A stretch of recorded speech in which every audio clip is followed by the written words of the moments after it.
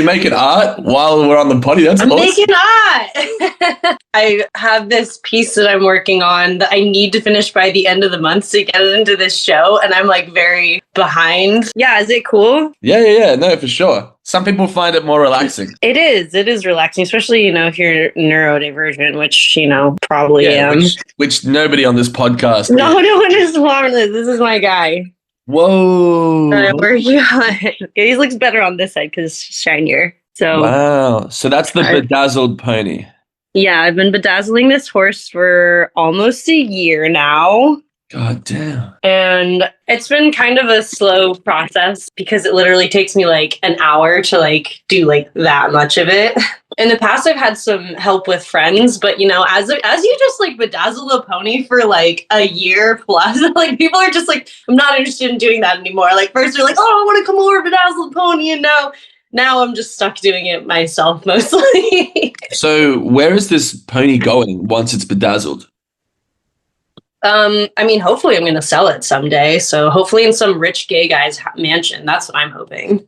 Are there a lot of rich gay guys in your area? Oh, yeah. I live in LA. So many rich gay guys. Well, if any of them are listening, this isn't live, but theoretically speaking, hit me up. Hit need some sponsors. Yeah, hit both of us up.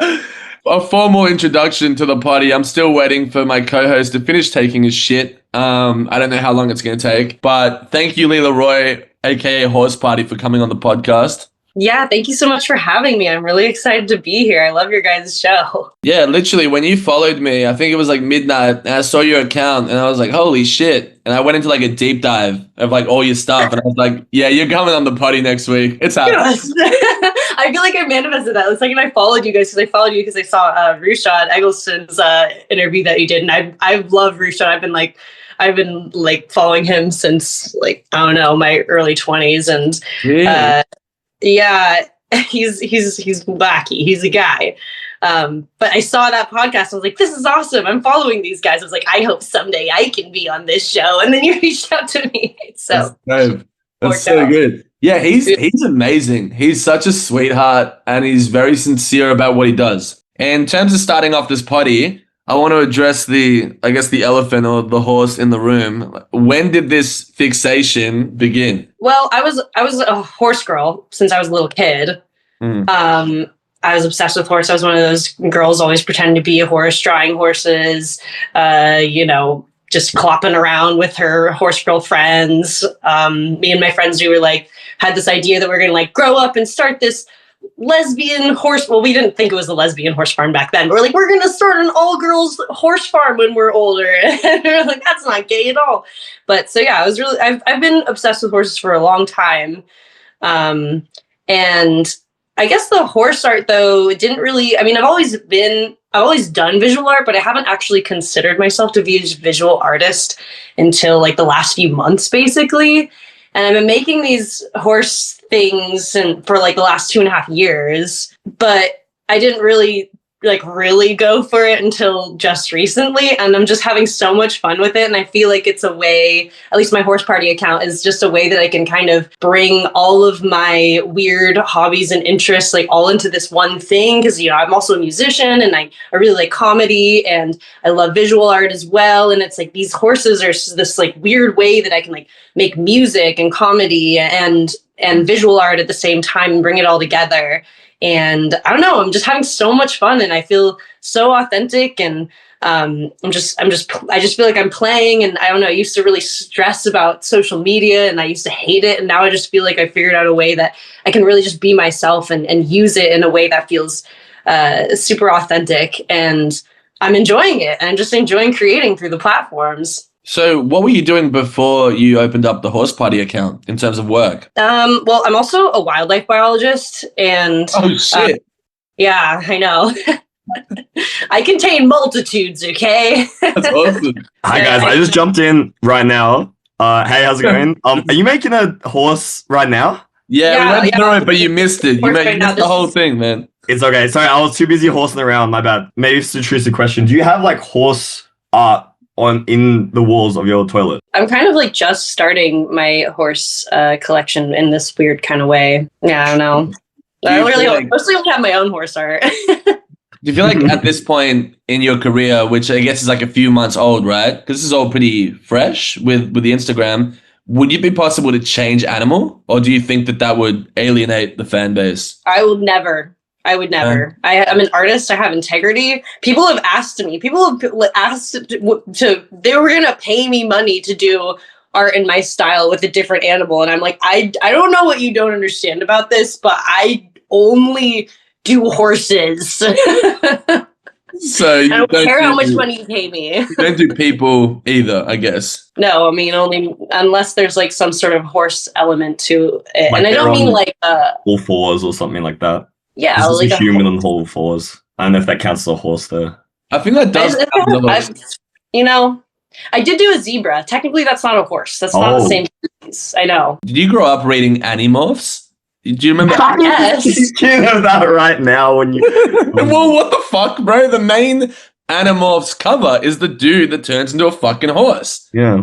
Yeah, he goes into that shit. The main cover? What do you mean the main cover? Like the covers of Animorphs, like they're books before it was a show. Oh yeah, no, I know there was I didn't even know there was a show. Actually, I guess I didn't know it was a show, but I only really engaged with the books, I guess. Yeah, well, one of the books has the guy turning into a horse on the cover. You don't remember that one? I feel like, is that one real? I feel like I've seen that on the internet, but I don't remember seeing that. I know there's a mouse. I know there's a rat. I'm pulling this up. I'm about. Yeah, look it up and then please get to the bottom of this. So I don't know. It could be AI. It could be. Well, Why would someone not be able to turn into a horse? Is the question. There is an animorph that turns into an alien, by the way, just for the record. Yeah, that's the one that I remember the most. Actually, I think is that cover. Yeah, scared the shit out of me when I was a kid. That's one of the scariest things to ever go on screen, I think. Okay, like, if you could turn into an alien, though, like, are you an alien? Because an alien implies you've come from a place that's not Earth, correct? Right, exactly. But I guess, like, I don't know, if you can transform into a horse, are you a horse or are you human? And that, like, gets back to, like, the whole Shrek thing, you know? Like, the Shrek twist. Where it was like, oh, Fiona was actually an ogre the whole time, but she thought she was a human. Guys, I haven't watched this series. I feel spoiled now, but that's okay. Series? You haven't watched Shrek? No, I'm playing. I'm sorry, my brain's not working because this image is seared into my, I'm just gonna make it, I'm gonna make it my Zoom background because I don't know how to share screen. Please do. And we'll move forward from Animorphs as you do. In terms of being a certified horse girl since you were a kid, does that mean that you ride? I didn't come from money, so no, I couldn't really afford to ride horses very often. My parents did have this cabin in like the bumfuck middle of nowhere in Colorado, which was the only opportunity where we would go for like summers, and we would have the opportunity to ride horses there because it was really cheap. But, I grew up mostly in California, and, you're not riding horses unless you have money in California. So as much as possible, I had a friend who did have money, and she had 2 horses, and she would let me and my other best friend come let us watch her horseback riding lessons and never let us ride them. So that was such a privilege and an opportunity. Dude. Ouch. Oh my God, dude. That's like a rich person letting you go over to his house and then you watch him swim. Yeah, exactly. And eat ice cream sundaes and stuff. Like, dude, yeah. Man, that's what I do at your place. Like, do you not remember last Sunday? That's really wild though, because like, isn't that like kind of like being a motorbike enthusiast, but you don't ride motorbikes? Hey, I mean, I think if you're a horse girl, the horse girl's inside of you. You don't need to. You don't need to ride horses to be a horse girl. You just have to be very inspired by them. You're right. I mean, you could argue that you don't. I mean, because you studied conservation. I mean, you are. What's the word for that profession again? Wildlife biologist. Yeah, I mean, like I feel like being an environmentally considerate person, you probably don't really want to ride horses that much, right? I actually think that riding horses, and I don't judge anyone. I think that riding horses is really fun, and I've done it.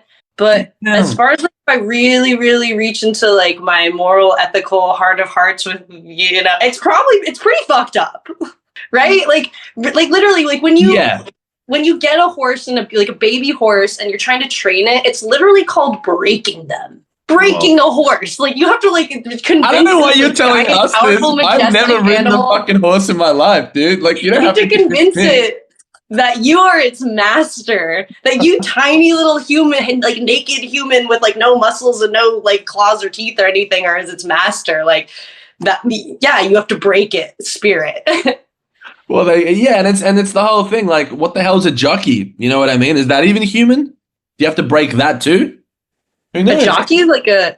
Are you talking about the jockey is the guy who rides the horse. Yeah, it is. Yeah, that's why in the Minecraft movie, the chicken jockey, because he's the guy that rides the chicken. Yeah, but you guys don't have that over there in LA, though. What? Minecraft. Oh, no, I've never heard of that.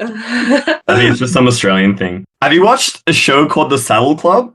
The Saddle Club, was that like a 90s like girls show? Yeah.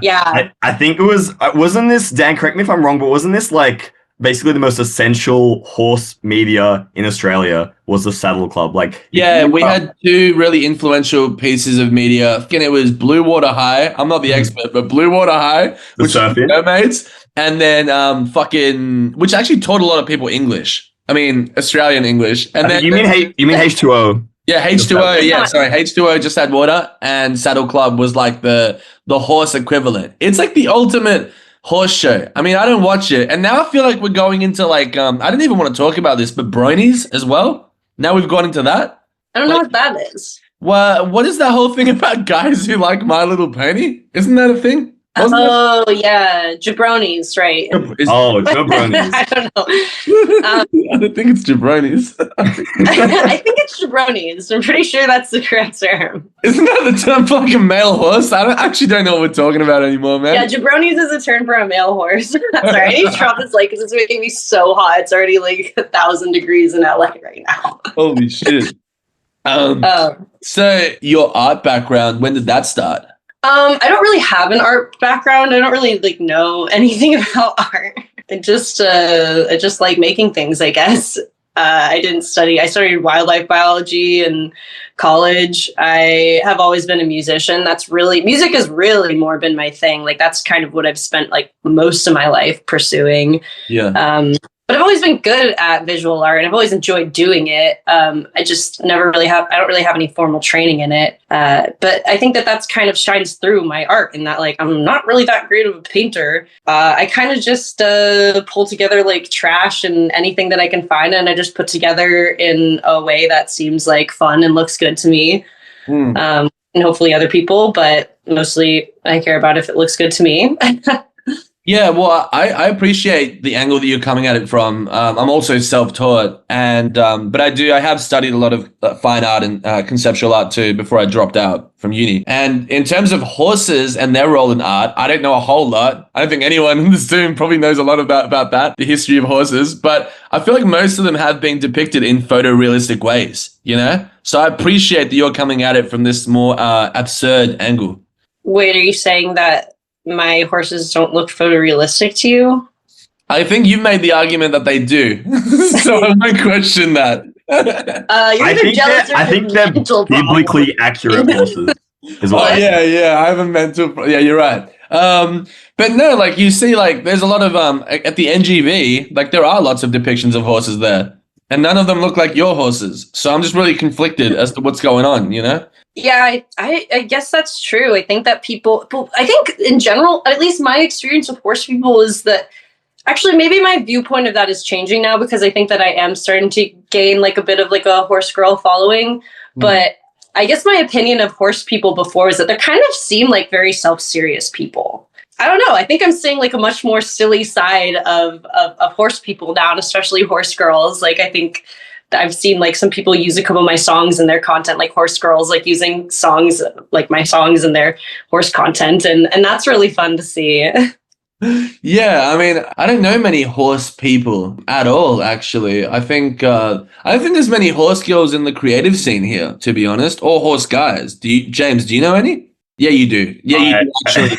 Yeah, you do. I'll tell you why he fucking knows them. You brought the jabroni guy on and you don't think I know anything about this? No, you probably do know a fair bit about it. I mean, I'm sure James is a gamer, and you probably played like a horse simulator, or like a horse riding simulator, right? I'm sure that's a no comment. No, but I do think it's a thing where I feel like like you were saying, like being a horse girl, I feel like it's something that was so ingrained in like your personality growing up. It's almost a lot of people keep that separate. It's not something that merges a lot with, I guess, like their art or creative expression. But you yourself, because you come in from, I guess, in an outside perspective, because you never grew up horse riding, so you've able to, like, I guess, come in and I guess bring out the creative expression from the horse girls that have maybe grown out of it growing up, because they think, oh, this is just a silly thing I did as a kid. I don't know. Are you calling this silly, bro? Not silly. Yeah. I'm thinking that's what they could be thinking. It's almost like you think my horses aren't photorealistic or something. No, I said they were too realistic. Okay. In my opinion, I think Dan has his own opinion. I think they're like biblically accurate. I know. That's why Jesus wanted them. Yeah. Not canines. What do we call four-legged? What's the term? Bojacks. Yeah. What? No, but yeah, but wait, there is a name for a four-legged, like not bipedal, quadrupedal? Quadrupedal, yeah, that would be the correct term. Well, you would actually know it. I don't know why you're silent. You actually studied this shit, right? I assume. The problem with my horse art being so too photorealistic, it's true. It's a really big problem because sometimes people will see my art and they'll be like, oh my God, is that a horse in this room? And they get all scared and freaked out. They're like, who invited this horse into this room? And then they're like, oh no, it's just horse parties art again. And so it can be a problem. It's true. I think that you draw and depict horses the way horses would depict themselves if they could. Oh my God, I think that's going to be on a new bio. I'm good at that kind of shit. Lots of bios have been written from my words. Very prophetic. But yeah, I really think that like that is, you're speaking to the inner psyche of a horse, especially a horse that's been ridden and broken, as we've said before, you know? So you're literally doing God's work.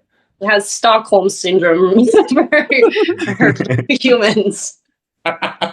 Isn't that for when you're like, I remember watching Money Heist and they talked about Stockholm syndrome, right? Like it's like when you're in love with your captor. Is that the whole thing? Yeah, exactly. Oh. Yeah. Maybe you're right. That explains me and Dan's relationship quite well, actually. Yeah, he's in my basement if you can't tell, but I don't like I only exist you know? Like, in this square on Zoom. Outside, I have no personality.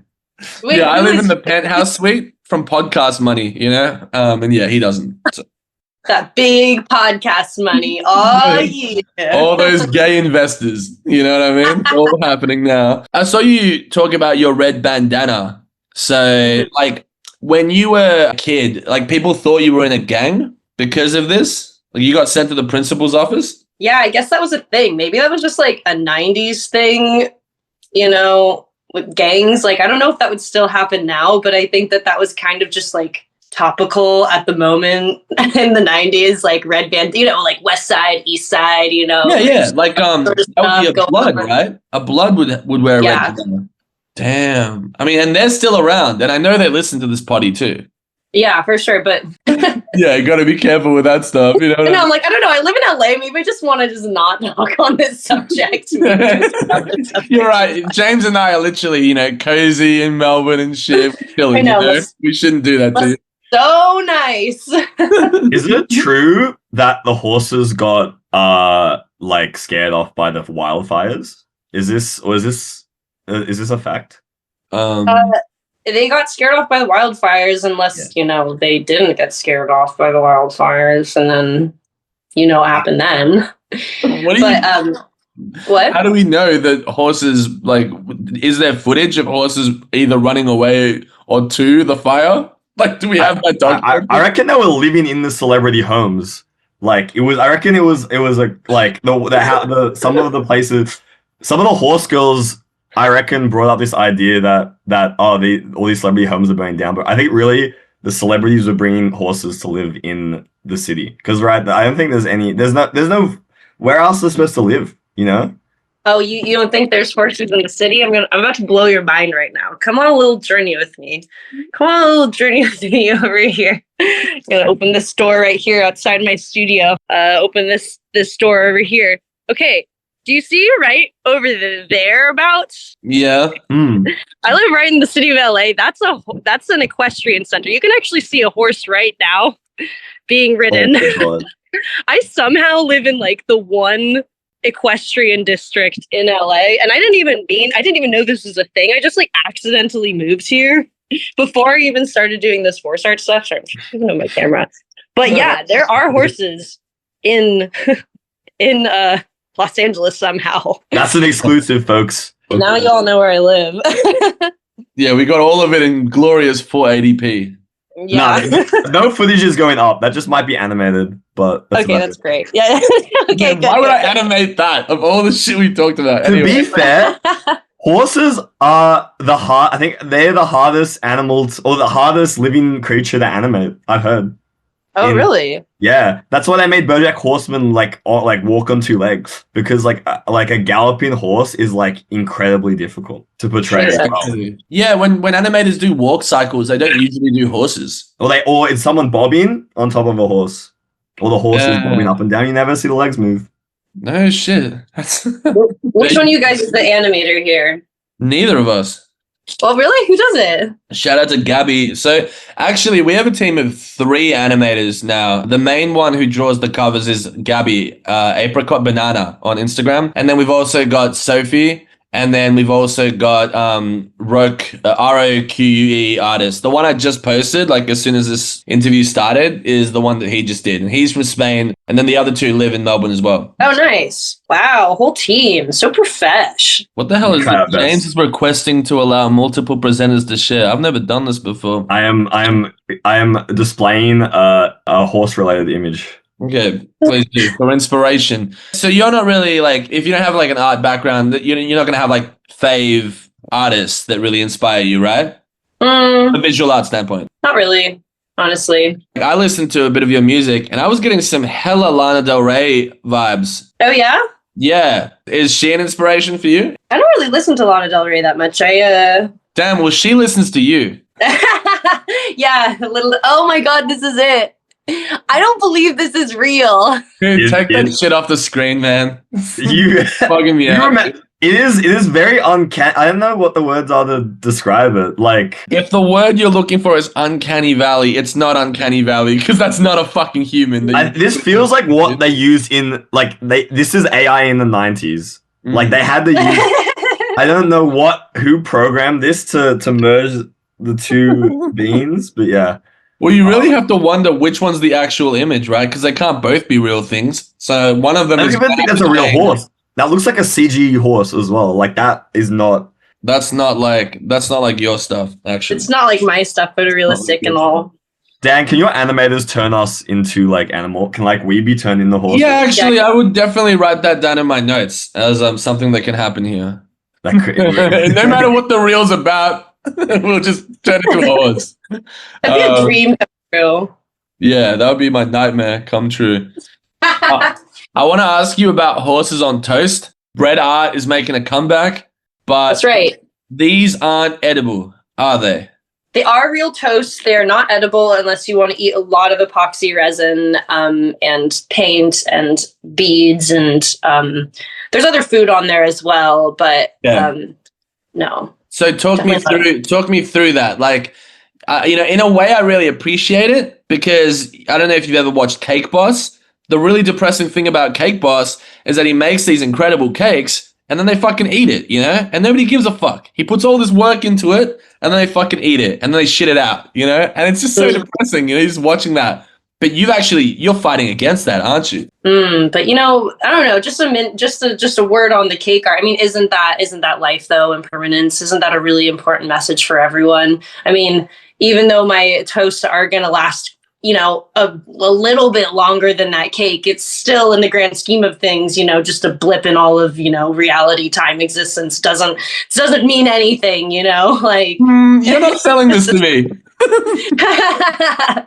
I'm just getting hungry now, honestly. Yeah. I mean, I'm just trying to figure out what your angle is because I was trying to help you, sell your works out to the listeners. But you're telling me I buy this with real money and it's not going to be there after I die or maybe like when the world explodes? No, it's not. Unfortunately, I know. Oh, fuck, right. It's so unfortunate. Yeah. I mean, and the thing about it is that no one... I'm pretty sure has ever put horses on toast before. So, just with my own experience with working with food and epoxy resin and this, and I've been doing this for, maybe about like 10-ish years now, working with food in my art. It will last for a long time. I don't know how long it'll last. I think it'll last a pretty gosh darn long time. I feel like you're doubling back now. I feel like you're doubling back on it now that I've pointed it out the floor. I am curious, how long does it take to prepare a toast? Like, is it cold by the, like, is it cold? Is it just soggy by the end of the process? No, it's fully dehydrated. So that's the thing about this is that, like, if you're using any kind of food with epoxy resin, you definitely want it to be like fully dehydrated. Otherwise, it's going to do weird things. Like, it's toasted and dehydrated. So it's like very, very dry. In Spanish, we have a meal called arroz al caballo, which is rice a la horse. I just thought I wanted to point that out. I just realized that's what happens when you put fried eggs on rice. It's not really related to what we're talking about, but then if we're talking about breakfast and the broader spectrum of things, it's kind of related. So horses on toast is a breakfast item, you think, eh? It is. I mean, unless you consider it like a dinner thing, or a lunch thing. I'm not trying to like just your work and say it's like a breakfast thing, but people say breakfast is the most important meal of the day. So there's that. I am of the opinion that breakfast is a myth. I think that actually any food can be breakfast. Yeah, I guess. Free your mind, sheeple. Yeah, I mean, whoa, sheeple? Horse pool. Why don't you make it with like fairy bread or something really yummy? Like, what's going on? Oh, wait. Do we even know what fairy bread is, though? I don't. Does the horse girl not know what fairy bread is? It's what they feed them, bro. I've never heard of fairy bread. What are you talking about, dude? This is an Australian thing. I don't know. Oh, yeah, it actually is. Oh, it is. Fuck. I'll explain. It is putting. You get a slice of bread. You put butter, and then you put like candy sprinkles on it. But we call them hundreds and thousands, and then we eat that for breakfast and birthday parties. Mostly government mandated. See, this is what I'm talking about. Breakfast food is a construct. It's a mental construct. You eat it for breakfast and birthday parties. It's absurd.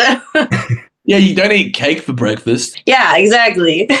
I had a donut for breakfast today. Wait, let me go get the rest of that donut. 1 second. Yeah, go for it, bro. Donut for breakfast is crazy, actually. Given that horses are associated with Westerns, you're not going to tell me that you don't watch any Westerns, right? Because that would be really disheartening for me to hear.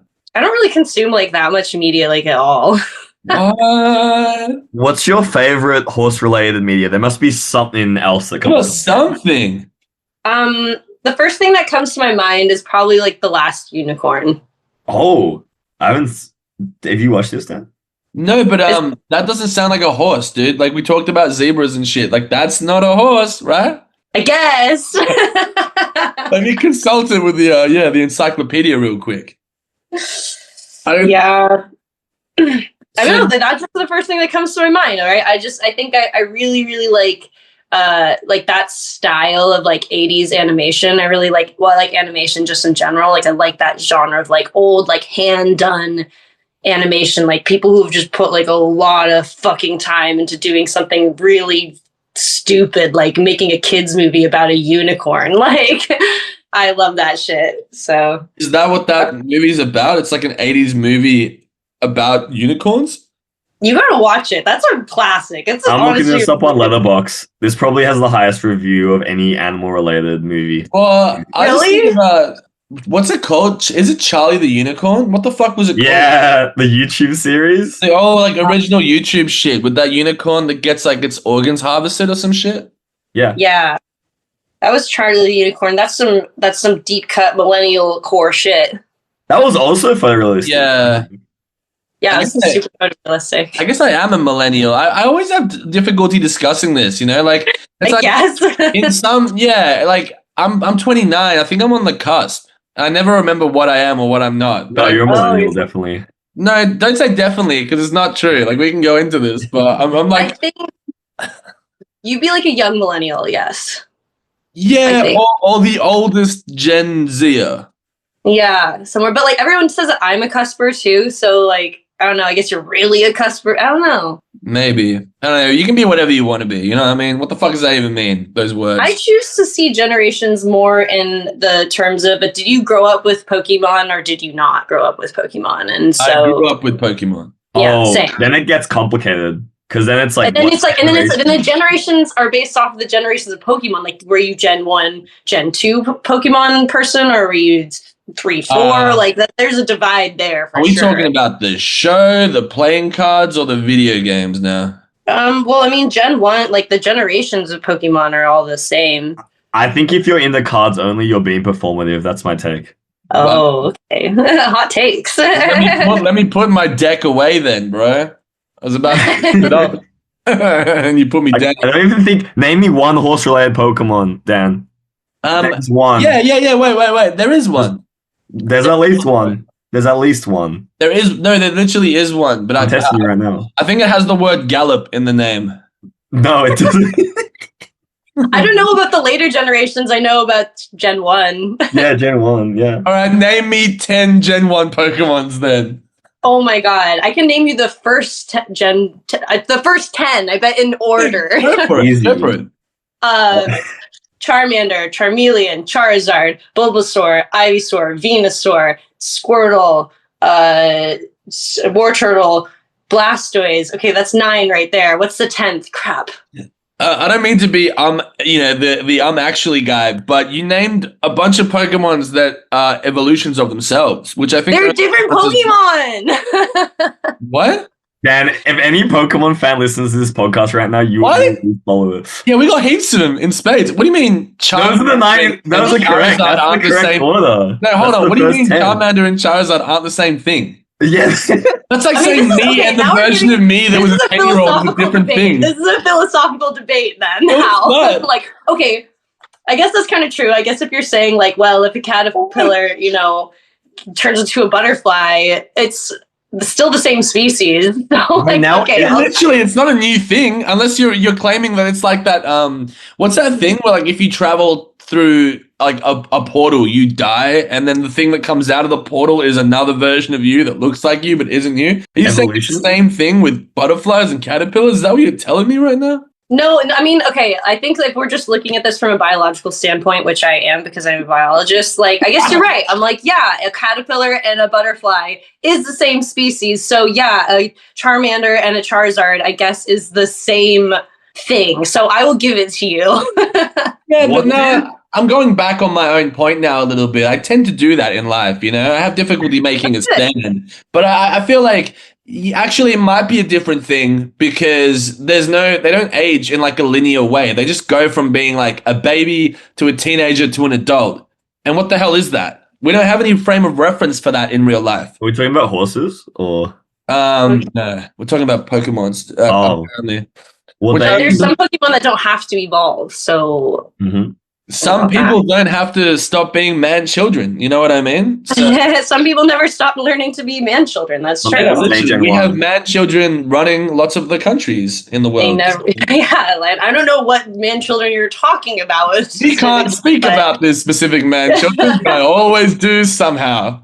I don't want to get sued, hypothetically. I don't want my horse. There's a lot more at stake here, than your usual potty. What did horses evolve from? What? As a wildlife biologist, what did horses? I thought you meant like actually. Like... I'm taking this question seriously. No, I'm serious. I'm serious too. Well, when did they evolve? Because like sharks, they just were they just haven't really changed in millions of years. Like when did horses change? Like did they have 6 legs? Were they crabs? No mammal ever had 6 legs. If that was possible, we could have things like dragons and like Pegasus and stuff. Anyway, that's getting too technical. They evolved. They're in ungulates. So they're like hooved animals. At one point, they're one-toed animals. So they have one toe. So horses walk on their one toe. Deers walk on their 2 toes. Oh. Right? So that's like a delineation there. I can't really definitively say like at what point, but they're definitely what was the point of your degree was so expensive, right, in America, and you can't tell me where horses come from? Not only are degrees are expensive, our internet is expensive, and they suck as well. Oh, That's so true. the horse god said nay. I think that was what happened. Yeah, the horse god said no more talking about where I'm from, you know? It's not where you're from that matters, it's where you're going. Yes, I do agree with that. Wait, but one point to make, I feel like you guys, I think the one thing we were talking about before I cut out was, I feel like you guys assumed that I was a horse biologist, but I'm actually a bird biologist. So I don't know anything about horses, really. Okay, so where does Tweety Bird come from then? Is that like actually based off Tweety of Bird's a canary, I'm pretty sure. Doesn't look like any canary I've ever seen. It's like when people say, what's the other one? Like Snoopy is a beagle. Bro, I have a beagle. Like my dog does not look anything like Snoopy. Well, Comically, but whatever. maybe that's why it's they're artists. It's an artist's interpretation. True. Well, it should be illegal, whatever that is. You know? Right. So, It should be illegal. it should be illegal to do. Penalty is death. Yeah, I mean, you wouldn't be affected by that law because it's just about capturing the animal Exactly. as it needs to be. So photorealistic. But yeah, in terms of like being a positive person and using that to fight against all the bullshit in the world, is that something you practice in your art and also outside of your art in general? Yeah, definitely. I mean, I think that, I feel like I do care about a lot of the things that are going on in the world, because what's happening in the world right now is pretty scary and horrible on so many different levels. But I guess I just really firmly believe that I think that it's a reflection of what's happening on the outside is a reflection of what's happening on the inside of humans right now. It's a reflection of the human spirit. And we're all so scared and full of pain. And it's just like, no wonder the world looks like this. And I just really believe that if everybody just tomorrow decided to stop focusing on all the issues outside what's going on there and focused on healing themselves and loving each other, I really think that would have probably a very profound impact on the world. And we wouldn't be seeing the things that we see in the world right now if we just turned our attention inward. I agree. It came up yesterday on the podcast as well with a very different guest, but the idea of just like, I guess a lot of people are and we're kind of trained to be self-centered in a way, and like we need to improve ourselves, but like in superficial ways, like with clothing and with how we look and how we pose and, you know, all that stuff. And it's just like the idea of helping people out and like going out of your way to kind of just be a nicer person is underrated and actually makes your life better. And I don't mind that I've said that in like, I think 3 podcasts in a row, because I think it needs to be hammered into people's heads. Like, I'm not a naturally positive guy, but I want to be, you know? And I think that I'm sure a lot of people are in that boat where like the world we live in hasn't been super duper kind to us. Even though I am fortunate, you know, to be living where I live, there's still so many things that are wrong. And I'm also from a music background as well before I had an art background. And it's the same. It's just like punk rock, but you kind of just like, you get so bogged up in the heaviness of things and you just lose track of just like what it means to just be kind and, you know, grateful and nice. Yeah, and joyful. And I think that like in reality, like, yes, you can go and doom scroll all you want on Instagram and see the horrible things that are happening in Gaza, horrible things that are happening in the United States, horrible things that are happening everywhere, all over the world. But the reality is that your ability to change these things is very minimal. You know, you can do some things, and I'm not saying that these things aren't important to support and everything, but the one thing that you can change in this world is yourself. And if you can learn to be a joyful, kind, loving person, and you know, hopefully that, and I'm not saying that I'm a hero for doing my horse art or anything, honestly, I'm really not trying to make that case, but like, I do really think there is something to be said for, just refusing to not let the horribleness penetrate all of your psyche and the negativity and remaining to be a kind, loving, and joyful person, I think is important right now. Yeah, and life is quite short. And by focusing on negative stuff, I mean, I've always had the false impression that by like, oh, if I focus on negative stuff, then I'm really in the present, you know, and I'm really knuckling down on life. And that's what it means to be alive. But actually, it's quite the opposite. It takes away from being mindful and present and honestly yourself. Because I don't think humans are humans are probably conditioned to be nasty to each other. But I don't think we're born that way, you know? Right. I think everyone... If you take in... Yeah, if you you take in all this negative stuff. If you do something outward to be kind, you'll just think you'll become a positive person. Yeah. Like you said, being nice, like I don't know, you say 3 nice things to someone a day, eventually the way you think will change. You just have, like, you're right, you have to be aware. You have to be aware of that, of your intentions. So Yeah. True, yeah. Compliments are very few and far between for some reason in life, and I think we need to give them to more people. And I think that's why doing the creative, like as well with your horse content, that you're doing outward expression, like I think putting into something creative and fun that people can laugh about or sing along to.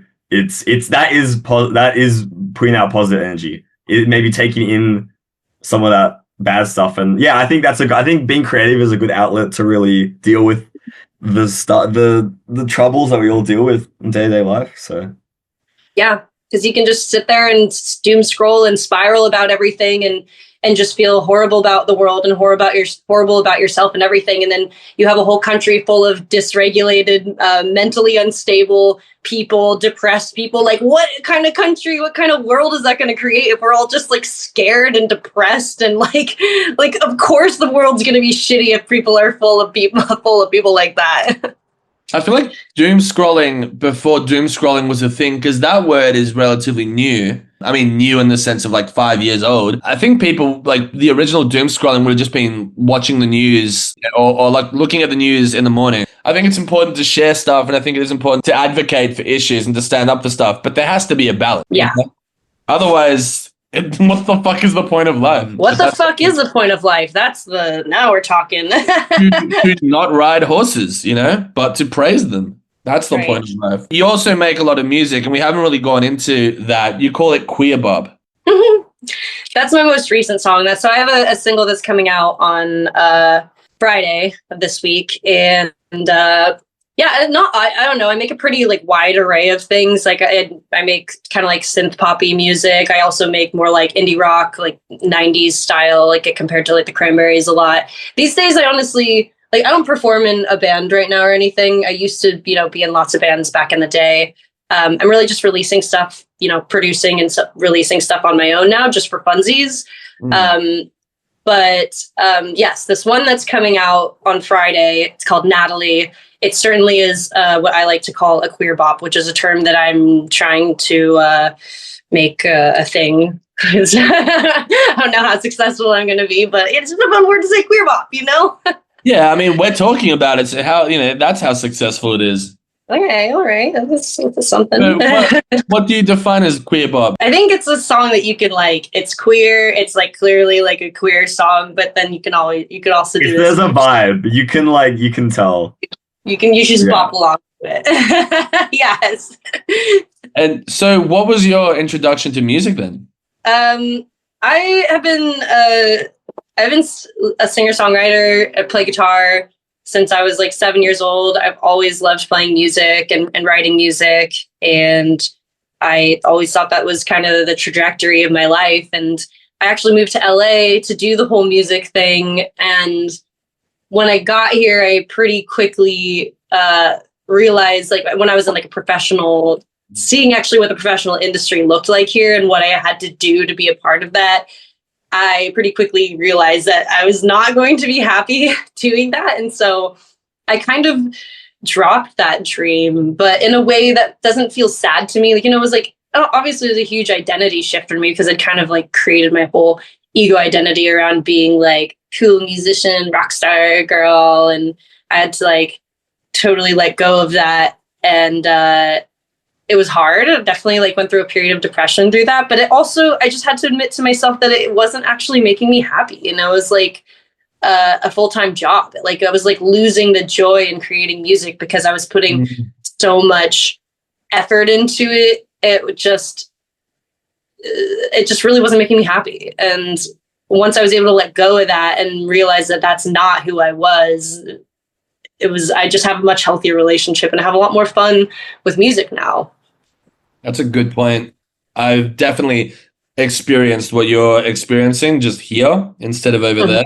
And like, I remember how fun it was to discover music, and And I remember how fun it was to make music. And then for a long time, there's just so many things like being in debt, you know, just like how long things take to release, always trying to appeal to different people, being discouraged by numbers online, and all that stuff really affects you at your core as a creative. And if you're not ready to sort of do that, then, you know, to lose that, then, you know, maybe it's not worth pursuing. Like I've reached the point where I think I just enjoy, like this podcast, I want to do it full time. Like I legitimately want to make something from it, but I'm able to do this podcast and still be sincere, you know? That to be a successful musician, I don't know how possible that is to do, you know, on a DIY scale, at least here, because we're so disconnected from everybody here. So yeah, no, props to you for figuring that out. Like I started an R&B, you know, like style thing recently for the first time, from a punk background into that. And I'm having the time of my fucking life with that shit. I don't give a fuck what the cover looks like. I kind of do, but I just don't give a fuck. Like I just want to express myself again. And so that shift to a different genre, moving away from the traditional rock band setup, is, you know, literally like a rebirth for me, you know? Oh, totally relate to that. And I think that also, you know, I think that I'm experiencing that with like this horse art too. Like you really have to, if you're really going to make it as a creative person, you have to also just really, you can't be tied to the end goal. You can't be like, oh, I can't wait till I'm a famous rock star and I'm touring and, you know, doing all this crazy shit and have thousands of adoring fans and whatever.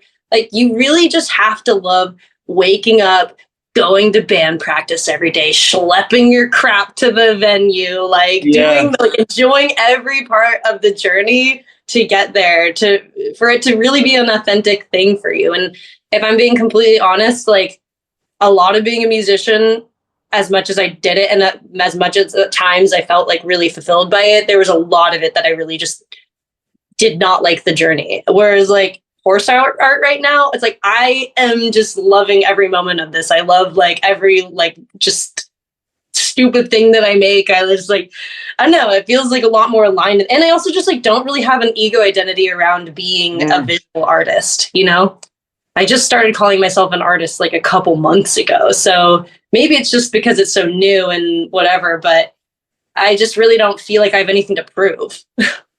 That's cool for a bunch of reasons. I think what we call ourselves is really important, and ego as well is such a big disruptor of art, because ego is just the need to prove something to someone as opposed to just expressing yourself authentically and organically. And yeah, I just feel like it is just nice to just have fun with things and not take yourself so seriously. And it's hard to not be serious if you feel like you have something at stake, you know? Like if you're trying to do a band, you're like, well, we gotta fucking make it. If we don't fucking make it, we're fucked. And yeah, like you are fucked if that's how you plan on making money. What you said as well, like touring is tricky. It's not easy and you have to love it, especially if you're doing that full time. It's different to being an online musician, you know, because now I guess we're blessed with the fact that you can just make a video online with a green screen like you do and get it out there. I mean, I can host this podcast in three different states, in 2 different states, you know? Which is insane. Like 10 years ago, that was impossible. Like we didn't have the technology for that shit. So I don't know. Props to whatever it is we were talking about, because I've now lost my train of thought. Could you see Horse Party touring in some form? Maybe like stand up. Who knows? Actually, I would love to do a tour. My dream is actually, I really want, once this guy's done. So this is Nino. Hi, Nino. Yeah, this is Nino. I would really love to do a little, just like, I only want to play like libraries and like backyards, but like, I would love to do a little tour like with him, just to kind of like show him around and just like play little like dumb, cute little backyard shows around the US. And just play my actual music now. Maybe I actually have like real music that isn't stupid too. Well, thank you for chatting to us for the last hour. The last thing I wanted to ask you is, do you have any words of advice to future horse girls or boys? Oh man, just be your freaking self. Be as weird as possible. Don't try to just be you. That's all. Cool, this is life for anyone, and not even just horse people. Yeah, it's not just reserved for that audience. Thank you, Leela. Thank you for chatting. Thank you guys so much for having me. Enjoy the rest of your day, and I hope that horse gets bedazzled soon. Oh, it will. Yeah, We'll be we're keen to see the final. You'll see the world tour. Yes. Fuck yeah. All right. Catch you, man. Ciao.